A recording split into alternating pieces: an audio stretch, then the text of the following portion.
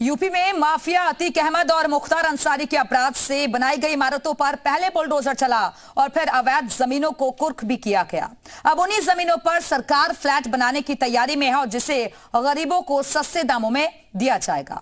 CM योगी का संदेश साफ है कि अपराध की कमाई को भी धूल में मिला दिया जाएगा। माफिया अतीक अहमद और मुख्तार अंसारी ने जो खौफ का साम्राज्य खड़ा किया, योगी ने उन पर बुलडोजर चलाया और अपराध की कमाई से बनाई गई एक एक इमारत को धूल में मिला दिया।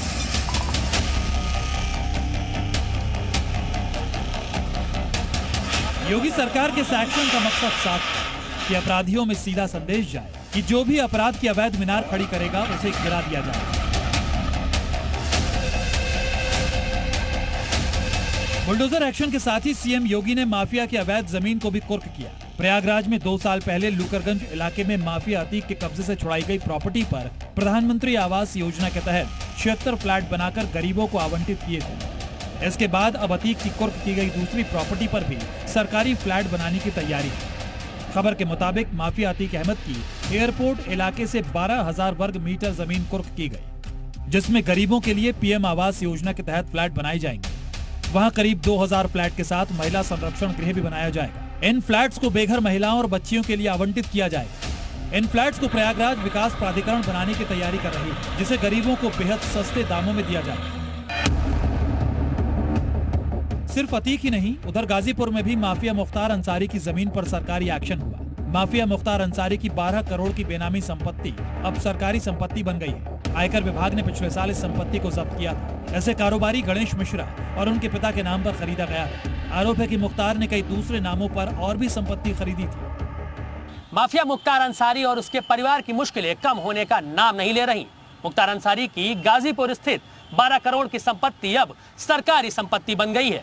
इसी के साथ उसके दोनों बेटे अब्बास और उमर की याचिका भी खारिज हो गई है।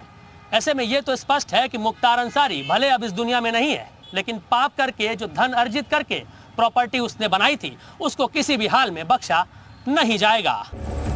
यूपी में अपराधियों को न सिर्फ जंजीरों में जकड़ा जा रहा है, बल्कि अपराध से कमाई गई उनकी अवैध संपत्ति पर भी कड़ा एक्शन लिया जा रहा है। यही वजह है कि चाहे मुख्तार अंसारी हो या अतीक अहमद, उनकी अपराध की कमाई पर बुलडोजर भी चल रहा है और जमीनें भी जब्त की जा रही है। साफ तौर पर कह सकते हैं कि मुख्यमंत्री योगी आदित्यनाथ का जो ड्रीम प्रोजेक्ट है, गरीबों का आशियाना बनाए जाने का, माफियाओं से जब्त हुई संपत्तियों पर उसको अमली जामा पहनाने में पीडीए जुटा है। इसके पहले अगर बात करें तो प्रयागराज के लूकरगंज इलाके में अतीक की हुई एक संपत्ति पर 76 फ्लैट बना करके पीडीए ने गरीबों को आवंटित किया है। और अब अतीक की जो दूसरी संपत्ति है एयरपोर्ट थाना क्षेत्र में है, जिस जगह पर हम मौजूद हैं, और यहाँ पर भी 2000 से ज्यादा गरीबों के लिए आवास बनाने की तैयारी जो है पीडीए ने कर ली है। मोहम्मद गुप्ता, जी मीडिया, प्रयागराज।